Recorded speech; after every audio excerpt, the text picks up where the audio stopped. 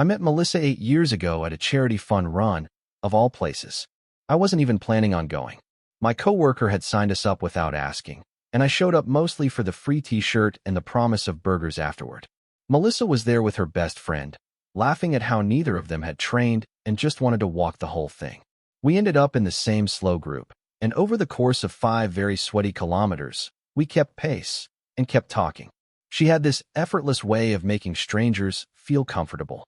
She teased me about my shoes, asked if I always turned this red when I exercised, and told me I ran like someone being chased by a bee. I couldn't stop laughing. After the race, we grabbed a drink at the park's food trucks, and I remember thinking, I want to keep talking to her. Just more. I got her number. We went on our first date 3 days later.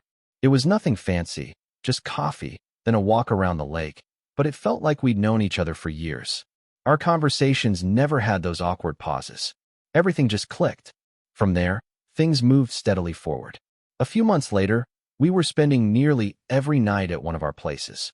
We fit easily into each other's lives. Melissa was driven, creative, full of energy. She worked in digital marketing, managing campaigns for small businesses. I liked how passionate she got about her projects, how she lit up when she talked about her work. I was more steady, more routine-based. I worked in IT support at a mid-sized firm, but she never made me feel like my job was less important or less interesting. If anything, she grounded me. And I think I helped balance her out, too. After about a year, we moved in together. We found a 2-bedroom rental just outside the city, close enough for her commute, quiet enough for me to breathe. It was a little run down, but we made it ours. We painted the kitchen together, badly, bought secondhand furniture, and argued over throw pillows. There was something beautiful about those early days. We didn't have much, but it didn't feel like we needed more. We got engaged the next summer. I proposed at the same lake where we'd had our first date. It was early evening, soft breeze, just us on a quiet bench. Nothing flashy, just a moment that felt right. She said yes before I could finish the sentence. We planned a small wedding with close friends and family. It was personal, heartfelt, and honestly one of the happiest days of my life. I looked at her during our vows and thought, this is the beginning of everything. And it was. Married life started quietly for us. There was no dramatic shift, no post-wedding letdown. If anything, it felt like we'd simply slipped into a deeper version of the rhythm we'd already found. We were still ourselves, just with rings on our fingers and a shared last name on the mailbox. And honestly, I loved that. I didn't want fireworks every day. I wanted what we had: steady mornings, simple dinners, quiet confidence in each other. We bought our first home 6 months after the wedding. It was a modest 3-bedroom on a quiet street. Nothing fancy, but it had a decent-sized backyard, and Melissa immediately started dreaming up plans for a garden. We painted the walls ourselves over a long weekend, and every time I passed that slightly uneven trim in the hallway, I remember us laughing over how bad we were at cutting in with a brush. She wanted the kitchen to feel bright and warm, so we went with a soft yellow. I thought it looked like a lemon exploded, but I didn't say anything. She was so proud of it. Weekends became our time. Saturday mornings were for sleeping in, slow breakfasts, sometimes a walk through the farmer's market. Sunday afternoons meant errands and prepping meals for the week. We had our shows, our favorite takeout spots, our routines. There was comfort in knowing what to expect from each other. We made space for the small things: handwritten notes in lunchboxes, playlists for long drives, late-night conversations about nothing in particular. Melissa's business was taking off. She'd started consulting for a few bigger clients, and I could tell it lit her up. She loved the independence, the creativity. I supported her however I could, setting up her workspace in the guest room, helping with the occasional spreadsheet, picking up more chores when her deadlines piled up. I was proud of her, genuinely. My work stayed steady. I wasn't climbing any ladders, but I liked the people, the stability. And truthfully, I liked coming home to her more than anything. Home wasn't just a place, it was us, in that space we'd made together. We started talking about kids around our 2nd anniversary. Not urgently, just floating the idea, imagining what it would be like. Melissa wanted to wait until her business was more stable. I was in no rush either. We figured we had time. Meanwhile, we poured ourselves into friends, hobbies, short trips. Sometimes we'd take off for the weekend without a real plan. Just drive and find a motel when we were tired. Those trips felt like snapshots, small, Happy capsules of time I can still feel in my bones. Holidays were spent with family. Thanksgiving at her parents' place, Christmas with mine. My mom adored her, and my brother Eric, well, he was always a bit reserved around her. They never really clicked. I figured they just had different personalities. Melissa could be blunt, and Eric was more guarded. I didn't think much of it. Looking back now, those years felt like a long, peaceful inhale. The kind of life you build without realizing how much you're trusting in its permanence. I was content, grateful. I thought we both were. But peace, I've learned, can be deceiving. Still, back then, I had no reason to question anything. By the time we hit our 3rd anniversary, life had found its rhythm. It wasn't exciting in the way it used to be when we first met, but it was reliable, comforting, even. We'd settled into something that felt permanent, like bricks laid one after the other in a path we were walking together, always forward. Melissa's business had grown into something real. She hired a part-time assistant, expanded her client list, and even got featured in a small business magazine. I still remember how proud she looked when she showed me the article, her name in print, her photo beside a quote about taking risks. I framed the page and hung it in her home office. She rolled her eyes, called it cheesy, but she smiled every time she walked past it. We started saving for a bigger house, not because we needed more space yet, but because we were thinking ahead. Kids were still in the someday category, but we talked about them more often. What we'd name them. What kind of parents we'd be. She said she hoped they got my patience. I said I hoped they got her energy. Our evenings were routine but meaningful. She cooked more often than I did. Melissa liked experimenting with recipes, though half the time we ended up ordering takeout anyway. We'd eat at the kitchen table, swap stories about our day, and sometimes linger there long after the plates were empty. She'd sit on the counter, barefoot, glass of wine in hand, talking about her latest marketing pitch or venting about a client who wanted too much for too little. I'd tell her about IT fires at work, the annoying printer that never worked, or the guy in accounting who always microwaved fish. She always laughed. We had our rough days, sure. Times we were too tired to talk. Minor arguments over laundry or schedules or how she never seemed to put her keys in the same place twice. But nothing ever felt big enough to shake us. We'd argue, cool off, reconnect. That was our pattern. We didn't stay mad long. My family remained a regular part of our life. Sunday dinners at my parents' house, birthdays, holiday cookouts. Melissa was close with my mom. They'd text often, trade recipes, even go shopping together occasionally. My brother Eric, well, his dynamic with Melissa never warmed up. He kept things polite but distant. I chalked it up to personality differences. Eric could be intense, sometimes moody. Melissa was the opposite, talkative, impulsive, unapologetically bold. They just didn't click. I never pressed it. Looking back, it's strange how easy it was to assume everything was exactly as it seemed. We had a home, plans, shared dreams. Sure, the spark wasn't as fiery as it was when we started, but I figured that was just part of the deal. Love changes. It deepens, steadies. Or at least, that's what I believed. At the time, I didn't know I was living in a story that was already cracked beneath the surface. But right then, in that chapter, I felt lucky. Maybe that was the most dangerous part of all. It started small. It always does, doesn't it? Melissa had always been a little impulsive. She thrived on last-minute plans, bursts of energy that sent us on weekend drives or spontaneous movie nights. But this felt different. Less spontaneous, more distant. Like she was planning things without me and then making me part of the story after the fact. I remember the first time it really hit me. She came home one Friday, buzzing with energy, talking fast about a networking event she just remembered for Saturday. Just some business thing, she said, waving it off like it was no big deal. It's mostly boring, but good for visibility. I'll be back before dinner. I asked if she wanted company. Sometimes I went to those things with her just to be supportive, but she brushed it off. Nah, it's not really a +1 thing. Just a mixer for creatives. Then she changed the subject like she always did when she didn't want to dig deeper. That night, I watched her get ready with a kind of care I hadn't seen in a while. She straightened her hair twice, changed outfits 3 times, spritzed perfume I didn't even recognize. When she left, she looked like she was heading to a date, not a business mixer. I told myself not to overthink it. I told myself she was building a brand, that she had a right to feel confident, to go out. But still, I felt something. Not jealousy, not even fear. Just distance. Like I was watching her from behind glass. Things kept stacking after that. She started being more protective of her phone. Not in an obvious way, just more careful. Less likely to leave it lying around. She changed her passcode, told me it was for client security. Seemed reasonable. I believed her. One night, I woke up around 2 a.m. and saw the light from the hallway spilling into the bedroom. I found her in the kitchen, phone in hand, smiling softly at something. When she noticed me, she jumped a little, then laughed it off. Couldn't sleep. Just checking emails. She slid the phone into her robe pocket like it was nothing. But I noticed her hand was shaking slightly. Again, I said nothing. What was there to say? She hadn't done anything wrong. Not technically. And I wasn't going to be the guy who made his wife feel watched or accused. Still, I couldn't shake the feeling that her smile wasn't entirely mine anymore. Even the way she talked about my family changed. She used to joke around with my brother, Eric. Even if they didn't click, she made the effort. But lately, she didn't bring him up at all.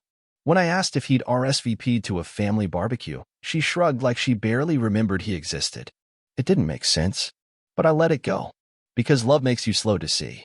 Because I didn't want to believe anything could be wrong. Because part of me still trusted her completely. And maybe that's what hurts the most, looking back now. There's something strange about realizing you're being left behind without anyone physically leaving. Melissa was still in the house, still making coffee in the morning, still asking about my day. But there was a change, a subtle vacuum of warmth.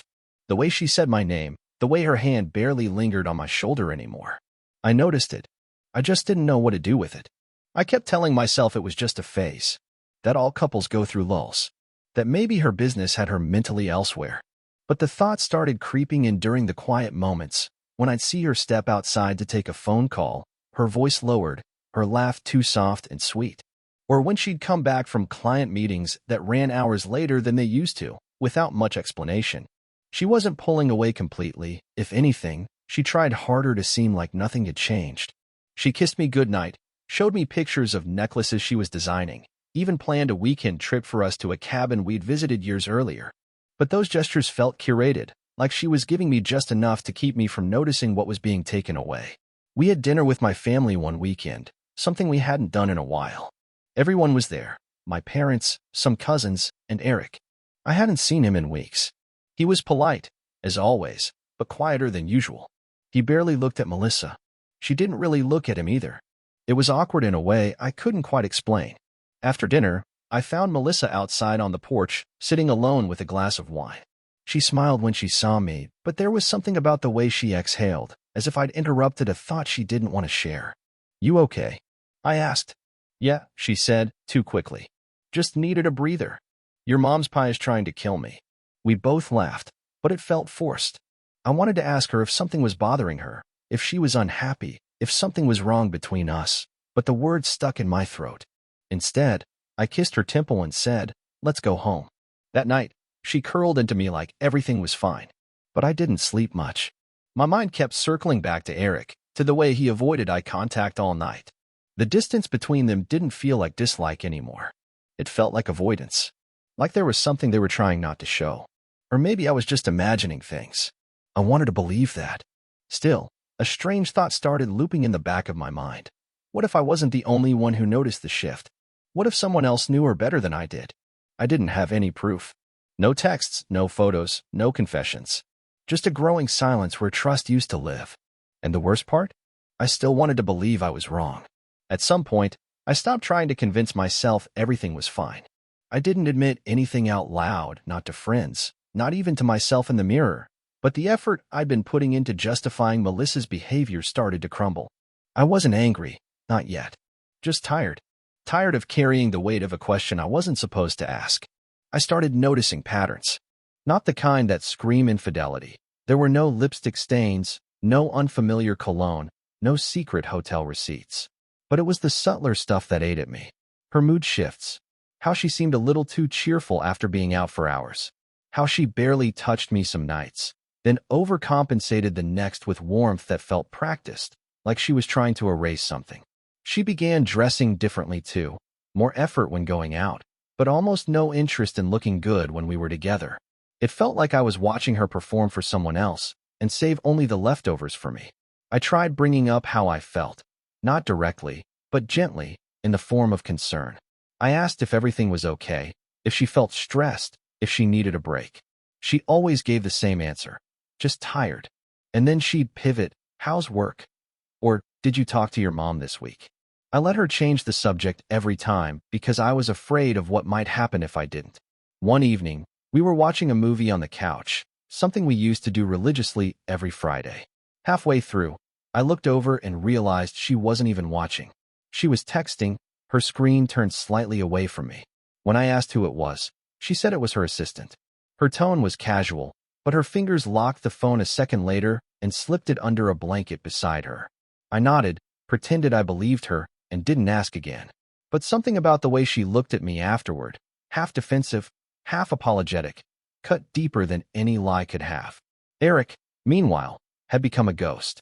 We used to talk weekly, sometimes just to check in, sometimes to vent about work. But lately, I was the only one reaching out. When he did answer, his tone was clipped, distracted. I asked him if he was okay, and he said he was just keeping to himself these days. I didn't press.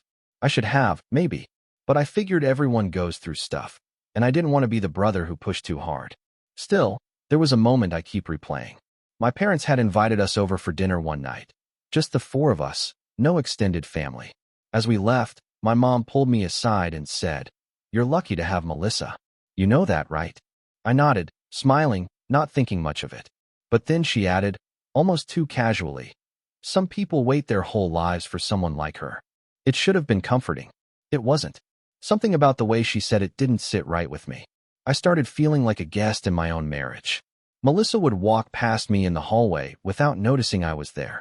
She was present, physically, but emotionally, it felt like she was somewhere else entirely. I'd lie awake at night beside her and feel lonelier than I had when I was single. Still, I said nothing. I did nothing. I let the silence grow, because some part of me still clung to the version of her I married. And I wasn't ready to find out if she was gone for good. Things came to a head the week we got the invitation. It was for my dad's birthday, a family get-together my mom had been planning for months. Nothing huge, just a backyard dinner with music, catered food, and everyone expected to show up. Melissa seemed unusually excited when she found out Eric would be there. That caught my attention. She didn't say his name often anymore, and when she did, it was usually in passing, like she was trying not to acknowledge how weird things had become between them. But this time, she actually smiled when she mentioned him, then quickly changed the subject as if she'd let something slip. I told myself I was reading into it. I'd been doing that a lot lately, second-guessing everything, analyzing expressions, tones, timing. It was exhausting, but it also felt unavoidable. When your gut keeps pulling at you, you can't ignore it forever, even if you have no proof, no evidence, just a growing sense of wrongness. Leading up to the party, Melissa started acting different, nicer, but in a performative way. She started making dinner again, checking in on my day, watching shows I liked without rolling her eyes. It felt like she was trying to stitch something back together without telling me what had been torn. One night I asked, half joking, "You okay? You're being weirdly sweet." She just smiled, kissed my cheek, and said, "You deserve it." And maybe I did, but not like that. Not as an apology I hadn't heard yet. Then came the dress. The day before the party, she came home with a new outfit, sleek, elegant, more revealing than her usual style. "For the party," she said, twirling in front of the mirror. "Figure I might as well look good for your family." She looked stunning, no doubt. But there was something about the way she said it, the deliberate edge to her voice, the glance she threw over her shoulder, that made me wonder who exactly she wanted to look good for. I didn't ask. I couldn't.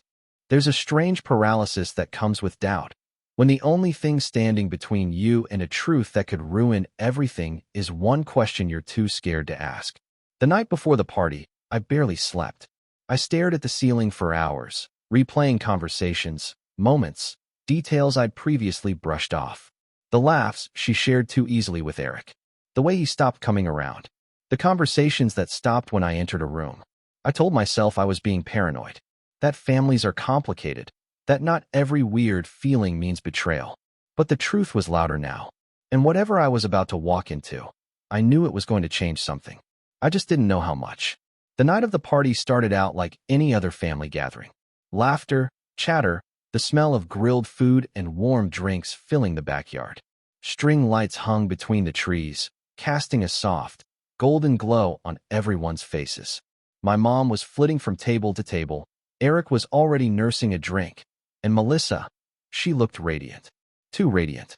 She wore the dress she'd bought earlier that week, form-fitting, deep green, paired with heels I hadn't seen before. Her hair was curled, makeup perfect. She turned heads, sure, but what unsettled me was the way she avoided mine. She greeted my mom first, hugged Eric longer than necessary, and only glanced at me after everyone else had gotten their share of her attention. We made our rounds, talked to cousins, smiled for photos. Everything on the surface was smooth. Too smooth. Like everyone was reading from a script they'd rehearsed without me. Later that evening, I stepped inside the house to grab my phone charger. I wasn't trying to snoop, wasn't looking for anything. I just needed 10 minutes of quiet. That's when I heard them, Melissa and my mother, talking in the dining room just off the hallway. The door wasn't closed all the way. I froze the second I recognized Melissa's voice. Low, tense, like she was trying to be discreet, but couldn't quite hold it in. He's plan B, she said. I stood still, heart hammering. I wasn't even sure what I'd heard. She laughed lightly. I mean, come on, you know that. He's safe. That's what I needed back then. But Eric's the real thing. My mother didn't argue. She actually agreed. I always thought you two made more sense, she said, in that gentle, knowing voice she used when sharing secrets. But after what happened with his last relationship, he didn't need another mess. You were better off with his brother. I felt like the floor had shifted beneath me. I didn't know whether to storm in, scream, demand answers, or disappear. My hands shook. My mind raced. I had no idea how long this had been going on. A few months? Years? But the way they spoke, so casually, so comfortably, told me everything I needed to know. This wasn't new. This was old. And I was the only one who hadn't known. I backed away from the door quietly, numb. I didn't confront them. I didn't say a word. I just grabbed my charger, walked outside, and told Melissa I wasn't feeling well. She gave me a look, half confusion, half irritation, but didn't question it. She turned back to the conversation she'd been having with Eric like I didn't matter. I drove home alone. The silence in the car was deafening. By the time she got back later that night, the locks had already been changed. By the time I got home from the party, I didn't need to think anymore. I didn't need to analyze, over-explain, or talk myself out of what I'd heard. It was clear, brutally, painfully clear. Melissa had betrayed me. Not just once. Not in a moment of weakness. But deeply. For a long time. And with my own brother. And my mother knew. That detail still sits like lead in my chest. I didn't rage. I didn't throw things or scream into the walls. I moved in silence, methodically. First, I took her car keys off the hook in the kitchen. Then I opened our shared account and transferred every dollar that was mine into a separate one. I didn't leave a single cent. The car was in my name. The house too. Everything she enjoyed, her lifestyle, her comforts, had come from me. I changed the lock before midnight. She didn't come home until nearly 1 a.m. I saw her through the peephole, dressed in that same deep green dress, jacket slung casually over her shoulder. She tried her key once. Then again. I watched her confusion morph into irritation. She knocked. Light at first, then harder. Babe, she called. What's going on? I didn't answer. I didn't move. I just stood there, quiet, letting her voice hit the door like a wave against stone. Finally, she called me. My phone lit up with her name, over and over. I let it ring. When she tried the knock again, more forcefully this time, I opened the window on the second floor, looked down, and said, "You don't live here anymore." She stared up, stunned. "What are you talking about?" "I heard everything," I said. My voice didn't rise. It didn't need to. "What do you mean?" "Heard what?" "You and my mother. Talking about how I was plan B. How Eric's the real thing. Don't bother lying, Melissa." I was standing right there. She went pale. "Wait, just let me explain." "No, I'm done listening to liars." Her voice cracked. "Where am I supposed to go?" "I don't care." She screamed something I didn't catch. Maybe my name, maybe a curse, but I shut the window and walked away. By morning, her things were in garbage bags on the curb. Clothes, shoes, all of it. I donated what was worth keeping, tossed the rest. I blocked her number, blocked my mother's too. I called a locksmith and had the garage rekeyed. I didn't want a single trace of her in my space. Eric never reached out. Not that I expected him to. Cowards don't usually beg forgiveness. They hide. And he was good at that. The silence that followed was heavier than I expected. Not sad, just Final. Like walking out of a fire into cold air. You don't even realize you were burning until you're out. That night, I slept like I hadn't in years. The days after I shut the door on Melissa were quiet in a way I hadn't felt in years. Not just because she was gone, but because something inside me had stopped bracing for impact. I hadn't realized how much energy I'd been spending, trying to read her, trying to keep something alive that had already been hollowed out. It was like standing still after years of running and finally letting your legs buckle. I went to work. I paid bills. I watered the plants. But everything felt strangely detached, like I was moving through someone else's house. For the first week, I still reached for 2 coffee mugs in the morning out of habit. Still glanced toward the door at 6 p.m., expecting her voice. I didn't cry. I didn't scream. I just let the silence settle over me like dust. It was oddly comforting. This stillness, this absence. I started sleeping through the night again. Real, uninterrupted sleep, the kind that feels like shutting off completely. I didn't tell many people what had happened. A few close friends knew the basics, enough to avoid awkward questions. My dad came by once, quietly dropped off some groceries, and left without pressing me. I think he knew. Or maybe he'd known more than he let on. We didn't talk about it. We didn't need to. A few weeks later, I joined a local hiking group. Not because I loved hiking, but because I needed to be around people who didn't know my story. Strangers who didn't look at me like I was broken or betrayed. That's where I met Rachel. She was different. Not flashy, not loud. Just steady. We started walking near the back of the group on most hikes, talking about books, music, random things.